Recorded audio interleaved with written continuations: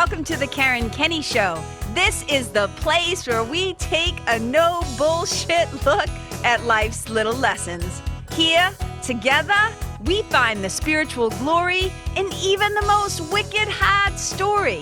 This is a journey from fear back to love and how we can find our greatest strength and happiness in some of the most unlikely places. I believe that if you're willing to change your mind, you can totally change your life. So, are you ready to rewrite your story and choose to live free? Let's do this.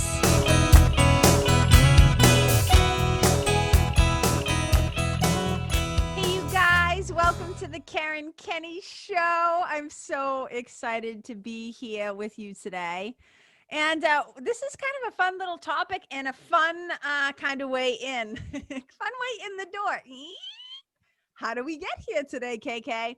I'm going to tell you. So we're going to start by kind of talking a little bit about spelling bees. And then I'm going to make my point because I think I'm going to call this sucker, Can You Use It in a Sentence? Can you use it in a sentence? So when I was a little kid, I was a pretty good speller, you guys. I loved to read. I loved words. I read books all the time. My mother was a reader. My sister liked to read. You know, there were books around. And English was, my favorite subject. And I just remember as a little kid, especially in the 6th grade, I have a vivid memory of standing against the wall in Mrs. Carson's 6th grade room at the Weatherby. And that year we learned a lot of cool shit. I don't know about you guys, but AA men hands, the 6th grade seemed to be like a turning point for me. We learned all kinds of things, but I'll never forget having like a legit spelling bee like in that room. And I either won it or I was like 2nd place runner up because there was another girl in the class who was wicked smart. But there always comes that point in the spelling bee, right? And I get way too anxious. Like when I try to watch professional spelling bees, like those kids go at it like it's their profession, right? Like it is their livelihood. And I've seen shows on like kids who I'll call it like do the circuit. And how much studying they do. Like those are the kids that should probably go on to be on those shows, like where they ask all the questions like Jeopardy or whatever it is, because it is legit. Like their parents like put them through the ringer and they sit down with their stacks of books and they do the whole thing. But one of the things that happens when there's a spelling bee is the judges, right? They sit there at their table and they will basically like say the word. And what the contestant can do is they will say the word out loud, they'll spell the word, and then they say the word again. And sometimes if they're just trying to buy time, but really the other reason why they ask this question, sometimes just to buy a little time, and so they can spell it out and stuff like that, they might ask, can you use it in a sentence? But really, most of the time, I've come to understand, I could be wrong, professional spelling bee people, feel free to correct me. But a lot of times what they're doing is they're trying to figure out, like, what's the right word I'm trying to spell, right? I need more information. So they'll say, can you use it in a sentence? Because there's a difference between the word, the weather outside was sunny versus whether or not you're going to do it, right? So we get some context, we get a little more knowledge and a little more know-how so that when we go to open our big mouths, we know what the fuck we're talking about, right? And so it got me to thinking about people, not little kids and spelling bees, but this was the jumping off point for me. And this is how my mind works. Sometimes people will ask me, do you ever just like not run out of things to talk about? And I'm like, no, I have days sometimes where I'm not in the mood to talk about a particular subject. But guys, I got like plenty of ideas that I just kind of, sometimes something comes in hot from the spiritual team and I'm like, okay, spiritual team on the job. This is what we're talking about today. But this one kind of snuck up on me a little bit. And I started putting the pieces together, but it kept centering around this concept. Can you use it in a sentence? And let me tell you why I thought of this and why this was coming up. So I see it in a lot of different ways. So I'm going to talk about it first personally, like up close, and then I'll talk about it. I'll pan out and do a little more kind of universal application of what I often see at events or online, at social media, etc. So a lot of times in a one-to-one spiritual mentoring situation, or even in the nest, right? The nest is my spiritual membership and my community. And so I do a lot of coaching in those and talking and listening. I do a lot of listening. So those of you who are teachers or coaches or speakers or parents, or any time when you're in a position where you're the one delivering information and then you have an audience, and it could be an audience of one, it could be your toddler, and you saying, don't do that. Don't hit your brother. Don't stick your finger in the socket, right? And then you look at them like, do you understand? Do you understand what mommy is saying? Do you understand what daddy is saying, right? And it's also when we're as adults, like delivering information, or for me, spiritual concepts or modules from the spiritual toolkit. And I'm saying like, hey, I share something. I try to quote unquote my version of using it in a sentence, like whatever. A lot of times you'll say to people, the question I see people use the most, and the habit that I'm trying to break, is asking the question, does this make sense? That's not usually the best question to ask. And there's a reason why. But a lot of times when we impart information on people and they're looking at us, we can usually tell by the look on their face, their body language, and their eyes, especially, if they're actually picking up what we're putting down. Right? So when you're the one who is delivering information, part of being a clear and concise and connective, like making a good connection communicator, is to make sure that they're actually understanding what you say.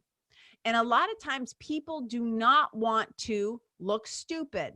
They don't want to look like they're dumb, or that they're the only one in the room that doesn't understand, or they're the only one that doesn't get it. So they won't raise their hand. They won't ask questions. They won't ever say, can you please use it in a sentence, right? I've become that person. I used to be really afraid to like make mistakes, and I was told I was stupid a lot as a kid sometimes, or like there was a lot of impatience in my childhood.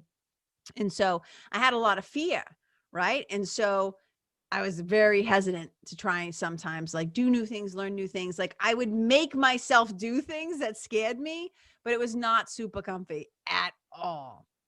So now as I'm older and I kind of communicate for a living, right? I always say like, I'm a storyteller, I'm a communicator.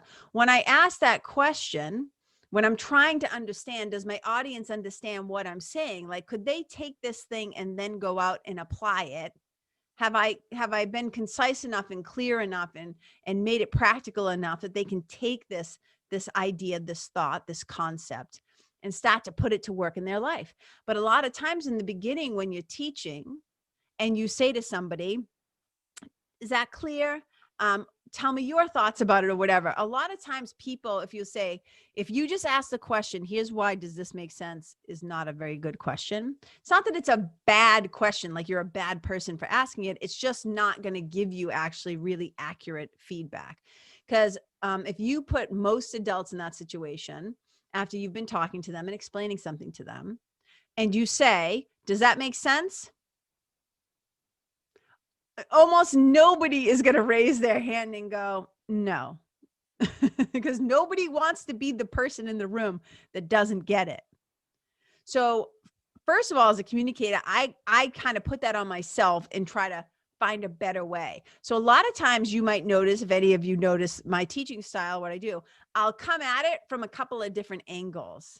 Kind of take like the kaleidoscope approach, right? Like if I turn it just a little bit this way, maybe that will make more sense. So the impetus is on me. I put it on myself to try and be a thing, but I can usually tell before I've even asked the question, just by the look on their face, their body language, whatever, whether they're resisting the information, like they don't want to hear it. They don't want what I'm saying to be true. They don't grasp it. They think it doesn't apply to them, whatever. People's body language, face, whatever, is giving you a lot of information if you pay close enough attention. So if I were to teach somebody something and then I say to them, how might you use this in your own life? How might this apply to your own situation? What might you do with this thing? That's way better than just going, does this make sense? That's my version as a spiritual mentor sometimes of like, can you use it in a sentence? So in our personal lives, you guys, when you're talking to your kids, when you're talking to your students, when you're talking to anybody who's about to, like, let's say you have a skill set, like you rock climb or you go bungee jumping, or you know how to do something mechanical on your motorcycle or fix your bike or whatever the thing is. Anytime you are in the role of teaching, your job is to understand first and foremost, like, I'm going a little off topic here, but like how your student actually learns. Are they visual learners, auditory learners, kinetic learners, right? How can you help them to grasp it the most? But a lot of times people will say, just so you know, that they get it or that they know it. I'm doing air quotes for those of you who are listening, right? That they know it without actually really having any knowledge of it at all. They've heard it. They maybe could repeat what you just said. They could regurgitate it and parrot it, but they haven't received it. Okay. So one of those things, like the adult version of can you use it in a sentence, is helping people to reflect back to you what you just taught, and that they can actually tell you how it might work, apply, make sense, fix their problem. You know what I'm saying? So I don't know what business you're in or what your company does or what you do as a manager or what product you sell or program you offer or whatever. But even as a parent, trust me, you've been sold by your kids and you are constantly selling them. You sell them on vegetables, you sell them on bedtime, right? Like you try to impart wisdom and knowledge all the time. And there's a difference between you saying it and them grasping it and being able to put that shit to work in their own life, which leads me to the second part of this whole thing. So when I go back to the first thing where I said a lot of times people don't want to say that they don't know. So they just nod their head. And it's kind of like the same version of, I've often said that like, people, there's a difference. Like sometimes people just smile with their mouths, but not their eyes, right? The eyes will often tell you a lot of things. And so it's like they're saying one thing with their mouth, but their face is like giving them away, right? A totally different thing. But I kind of see a version of this in the entrepreneurial world, in the coaching world, in like the information world, right? Where people will often say that they know a thing and then try to go and start teaching a thing when they have no business doing it, because they can't, in this scenario, as I would say, air quotes, they could not put that shit in a sentence. So let me give you an example. I can't tell you how many times I've been in an event or been around a bunch of coaches or people who are in the similar, arena as me. And somebody on stage is like saying something. There's a teacher teaching, doing a workshop, and people are like, will be like, ooh, that's good. Like they hear something they like and they're like, ooh, that's good. I can use that. And they like put it down, or they read a friggin' book, right? They go take a weekend seminar or they read a book and they think, oh yeah. Oh yeah. Now, if you already have the professional chops, right? I'm not saying that's bad, quote unquote, always bad. There are going to be times when you already have concepts that you've been working with or working on, or tools in your toolkit, or like whatever. And then somebody just highlights something and you're like, oh yes, right? I saw it when I was in my training. I did these 2 10-week trainings with Linda Ty. If you have not listened to that episode, Our Bodies Hold Our Stories, with Linda Ty, who is a somatic therapist and a trauma therapist and expert, a yoga teacher. She's many things. She's a storyteller. She's a community builder. She's brilliant. She's brilliant. And when I was in those 2 10-week classes on trauma, one of the things I noticed is that there were often times when she would be speaking a language. She would be talking about trauma, its effects, recognizing it, things you can do with your clients. And most of the people on those calls were therapists themselves, professionals. So her language, when she would use it, she would say it and they would all nod their heads. And I could see that they actually understood what she was talking about, right? You could just see it. They're like, oh yeah. And then they would write something in the comment section. And I'd be like, okay, these people clearly know what she's talking about. And there were several times in those calls when I was like, yeah, this right here, this section right here, that's beyond me, because I'm not a trained psychotherapist. I am a spiritual mentor.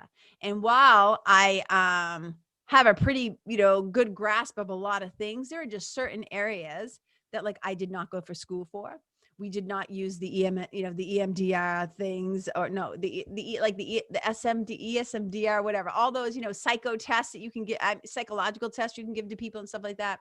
So there's just a language, right, that therapists use with each other.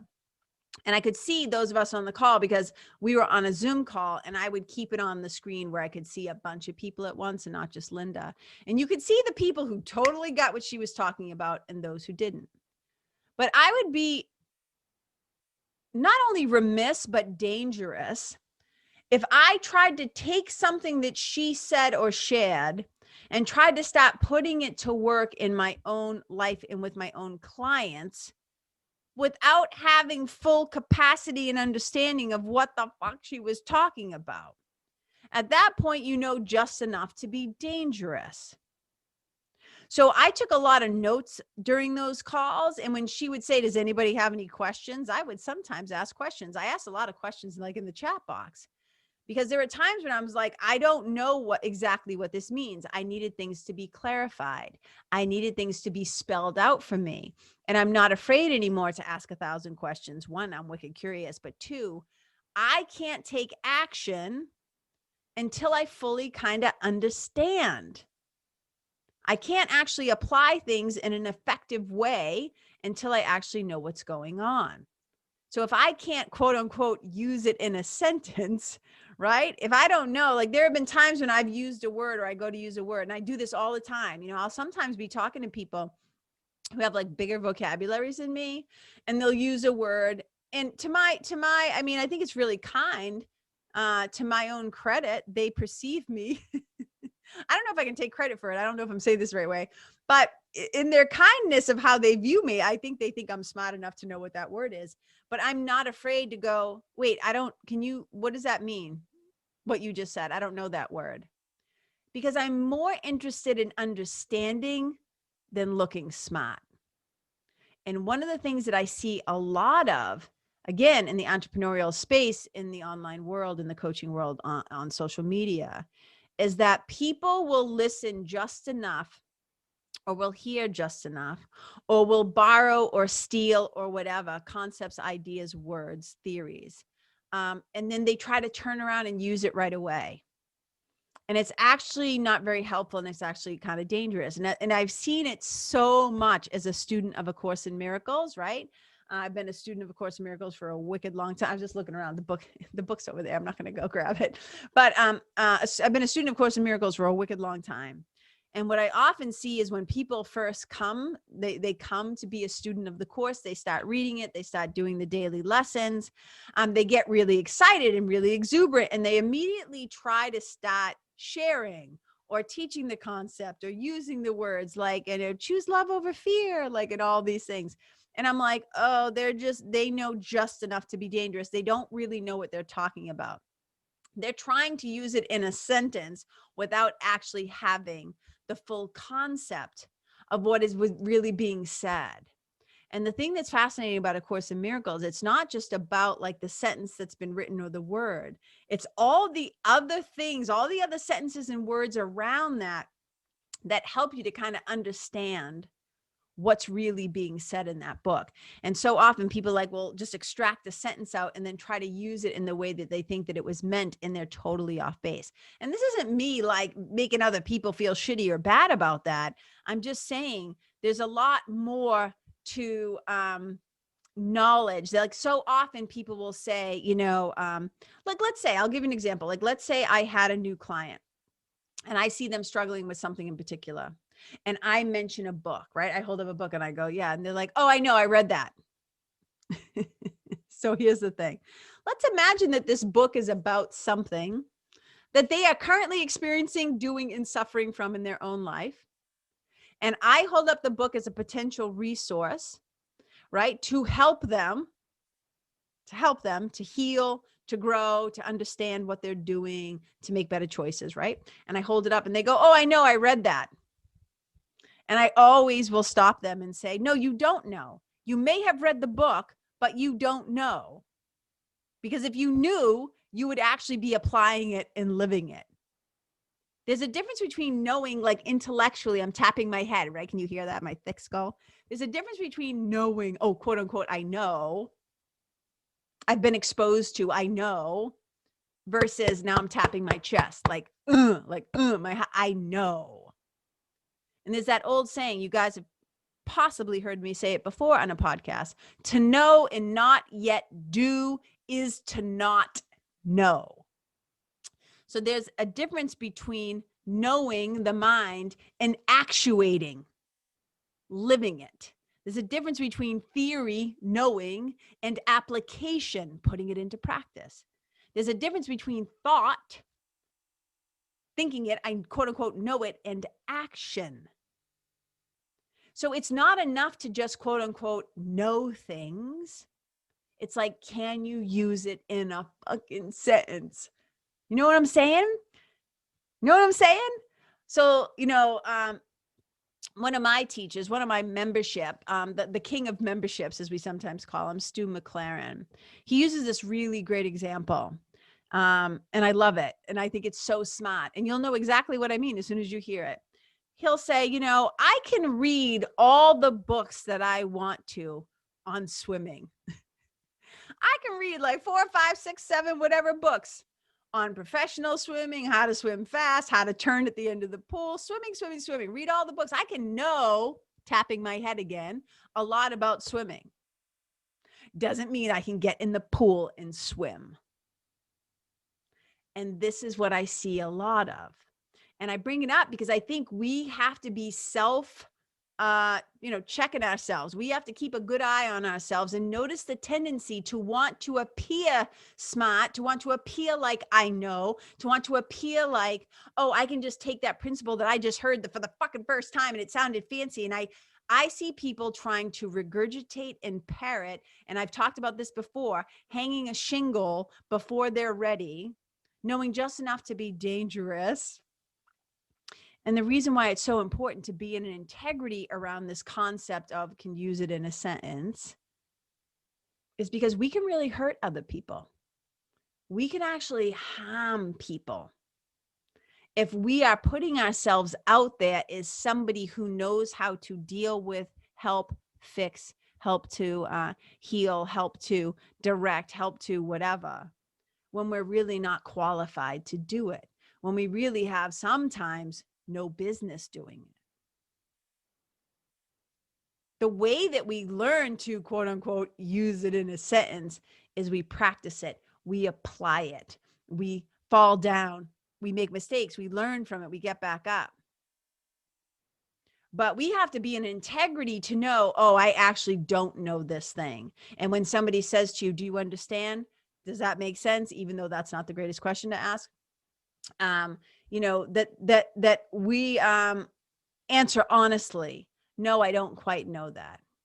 No, I'm not going to borrow that phrase or steal that idea or whatever and try to put it to work on my own thing, because it's not going to work. I mean, that's not going to work for you. And it's definitely probably not going to work for your customers or your clients or your students or the people you're trying to supposedly serve. It doesn't serve anybody for us to try to appear fucking smarter than we actually are, right? It doesn't help anybody to try and be smarter than we actually are. And so much of that is the desire of the ego to appear a particular way. The ego loves to make us special. Holy Jesus, does the ego love to make us special. And it will try to make you special by being superior and better than, to appear a particular way, or it will try to make us special in how shitty we are and how broken and poor us and blah, blah, blah, blah, blah, right? Neither one of those are really great options.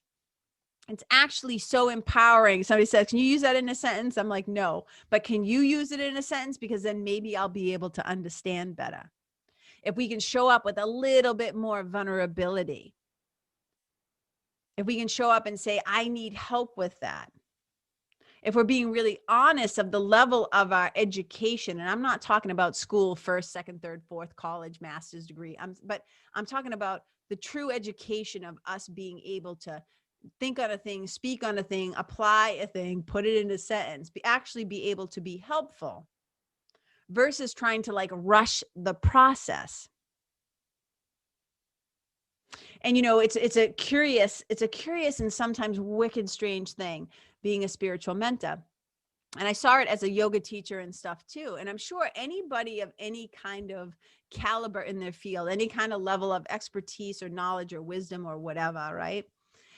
In their field. Like I've seen professional writers, like people who like are true blue real authors, like, you know, bestsellers, New York Times bestseller, like at a book signing. And other people come up and try to start like talk, like some like, it's not that they're not also writers, but I often see this battle where the ego wants to project and be seen in a particular way, when sometimes it's like, you're not there yet. Your skill set, your craft, your level, like whatever. Like it would be like a white belt trying to tell a black belt, oh, I know. Oh, I know. It's like, no, you don't know. And just be okay with the fact that you don't know, that you can't use it in a sentence yet. Part of the fun is the journey of getting to understand and to learn and to discover and to find out. And to be able to put your own spin on it, that you know it so well that you can now actually, you know, be helpful to people. And you can say, hey, this is how I applied this concept in my own life. You have your own stories to tell about it, rather than just trying to act as if I know. And so let me circle back to my point. So and we're back. As a spiritual mentor, a lot of times people, you know, they waste a lot of time with me in the beginning trying to appear wicked spiritual, whatever the fuck that even means. I'm like, what does that even mean? Right? We are spirit. We're all spiritual. If you're here, you are a spirit having a human experience. You are spiritual, but we spend so much time with the ego trying to prove it.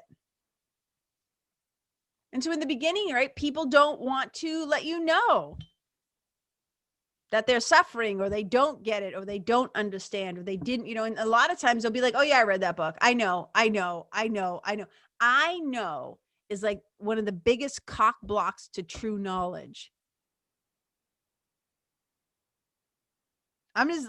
It just is. You cannot pour into a cup that already thinks it's full. And I always say it's really hard. I always say it's really hard to be full of God when you're already so full of shit. Man, getting a little punchy up here. But here's the deal, you guys. You know, so being a spiritual mentor, and, you know, when I first started, I did not have a membership. I only worked with people one-to-one. And so the powerful thing about that is I really got to know how people operate, what their MO are, or their modus operandi. Like I get to know what people's MO are, like their patterns, the ways that they sabotage themselves, the way that they think. So I start to understand their stories, where they came from, because then it helps me to understand, oh, this is what's probably going on right here, right? I pay wicked close attention, and I'm like, oh yeah. And I can tell again in those one-to-one sessions, oh, I can see that this isn't actually landing. They're not picking this up, or they're not ready for this yet. They don't want this. They're not ready to make this change yet, even though their words are saying, I'm ready. If you're a coach, I know you can double amen hands how many times there have been people who have said, yeah, I'm ready to do the work. I'm ready to do the transformational and personal work. I'm ready to change. And they're really not. They want to be. But most people, I'm not going to say most. A lot of people, they want to be able to actually keep doing the same shit, but have a different result. They're not actually really interested. Subconsciously, it's often not even conscious. We think we want to change. It's like when people say, oh, I really do. I want to get in shape. I want to get more muscular. I want to take better care of my body. But then they keep doing, you know, the same things that they've been doing that did not get them the results they wanted in the first place.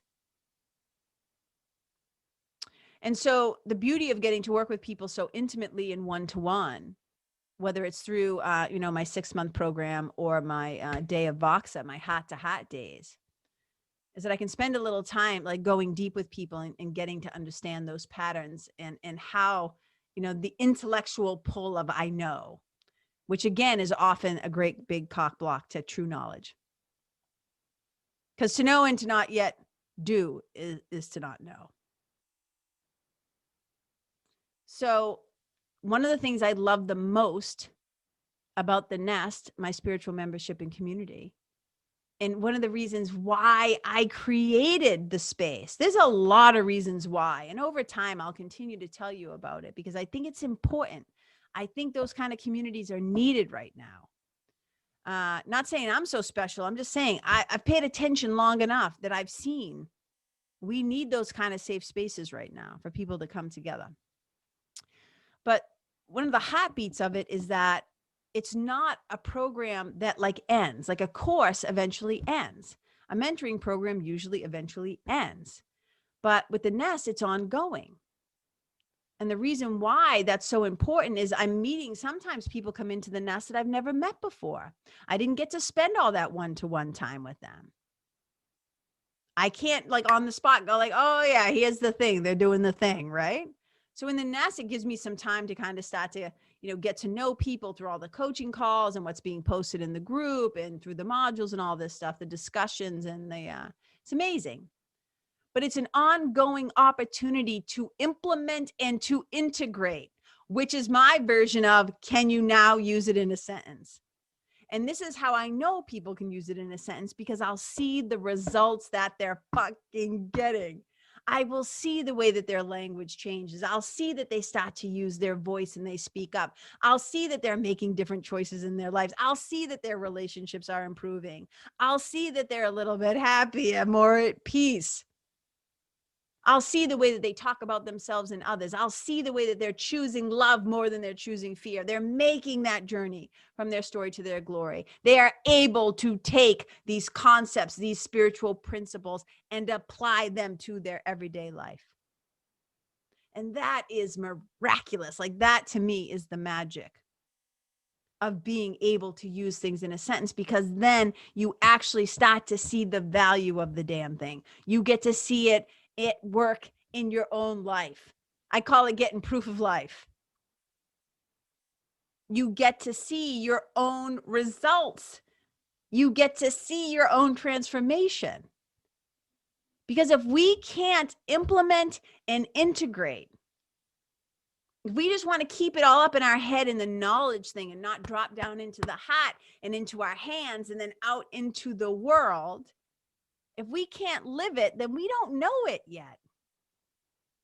And it takes time. We're such an impatient society. Jesus Christ, come on and load. I'm like, it's only been 2 seconds. We're so impatient. We want things now, right now. Answer me, text me back, get the order, do the thing, make it happen now. It's like, guys, it takes time to become more skilled, more masterful, more awakened, more aware, more mindful. But we're in such a rush to appear a particular way sometimes. We're in such a rush to just get the damn thing. It's like people who don't want to follow instructions sometimes. They're like, blah, blah, blah. And then they end up spending way more time having to break the thing down because they did it wrong, because they didn't want to take the time to truly gain the knowledge. You ever just see people talking and they're throwing around words and you're like, they have no idea what they're talking about. They're trying to look a particular way. So they have the words, they have the lingo. I see that all the time where people have the lingo. They know the words because they heard somebody else say it, or they just come right out and copy them, blatantly steal their shit. That runs rampant. Hello, coaching world, online world, entrepreneurialism. We just see stuff being regurgitating all the time. But you can tell when somebody knows their shit. You can tell when somebody is the real deal Holyfield. You can tell when they're a true blue. Actually, this is somebody that I can trust because they've done their own damn work. And they asked all the questions and they went to the seminars and they read the books and they watched the videos and they put it into practice and they failed and they experimented and they learned and they have now their own system. I have my own process, the Your Story to Your Glory process. So this is an invitation for all of us, those places, part of the reason why so many people feel like they're going to be that imposter syndrome, or they're going to be a fraud, is, well, then stop acting fraudulent. Own what you own, know what you know, say I don't know, but I'm going to try to find out. I'm going to try to learn that. If we just stop trying to appear, again, smarter than we actually are. And that's the great thing, with spelling bees, it's like either you know the word or you don't. If you can't spell it, you can't spell it.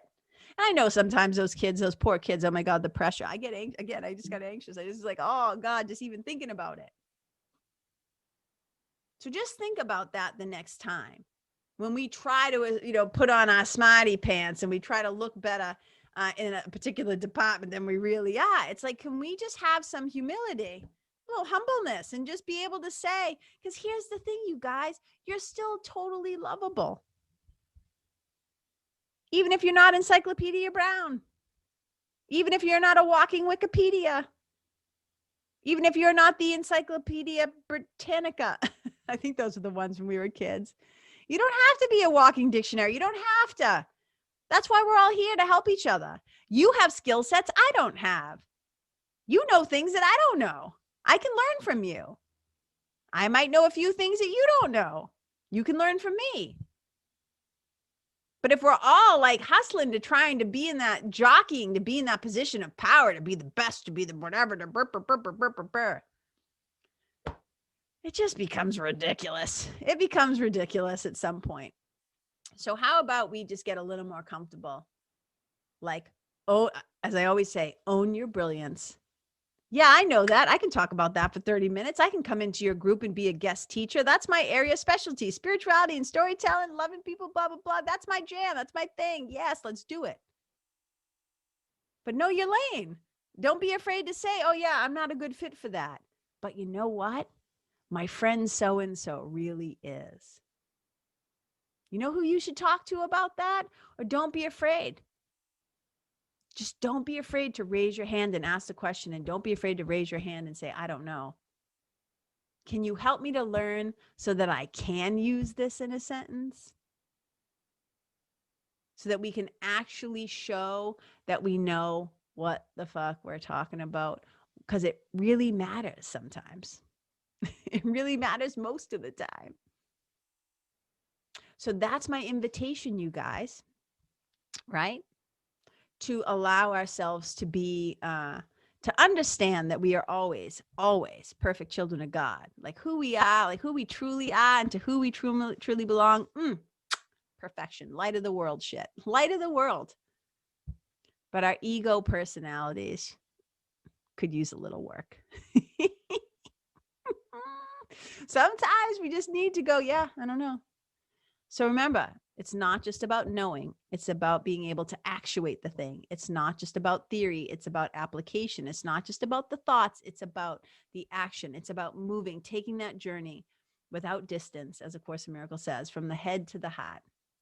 I always say, let it move from the heavens to your head, to your heart, and then out into the world through your hands to your other human friends, your other human beings.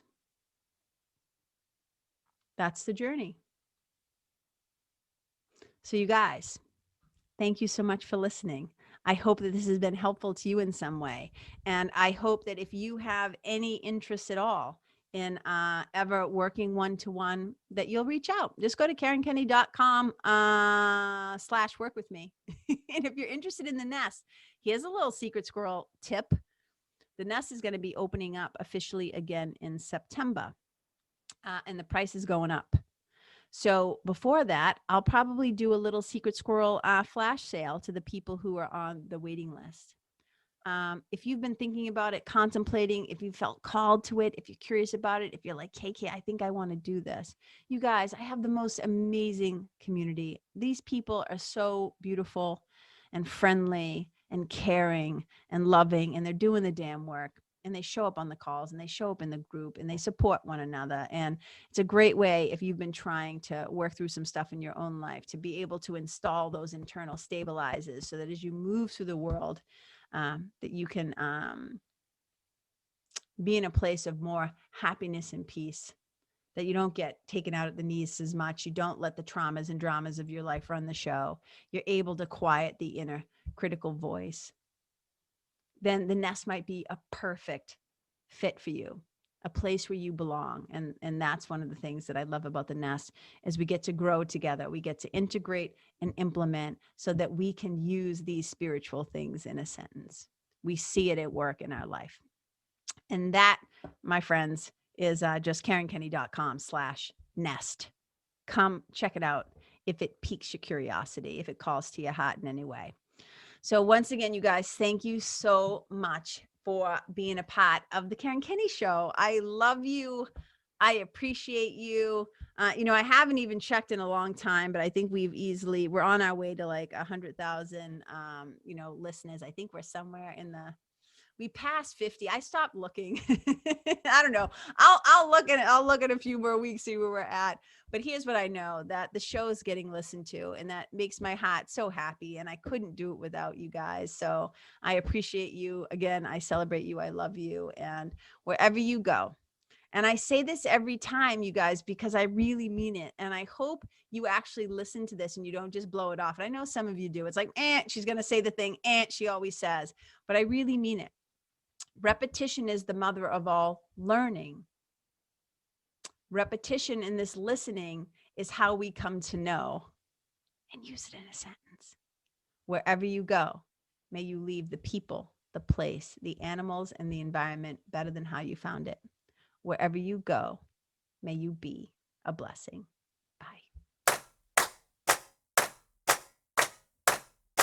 Hey, you guys, thank you so much for tuning in to this episode of the Karen Kenney Show. I super duper appreciate your time, friendship, and support. And look, if something that I shared from my heart today somehow landed in yours, I'd love to hear about it. So please tag me on Facebook or Instagram or IG stories or wherever the cool kids are hanging out these days, and let me know what your favorite part was or what you found most helpful. You can find me over at Karen Kenney Live. That's Karen, KenneYlive. And if you're digging what I'm saying and you want to hear more, I'd be wicked grateful if you could go to iTunes and subscribe and leave a review, because you guys, that's how you'll help me to keep spreading the love. And if you can think of someone that could benefit from hearing this episode, please share it with them. I'd also love to stay connected with you. So if the feeling is mutual, please go to KarenKenney.com/freebie and download my free guide to building your spiritual team. Until next time, my brothers and sisters, keep living in the fearless flow. Know that I see you, I appreciate you, and I love you. And wherever you go, may you be a blessing.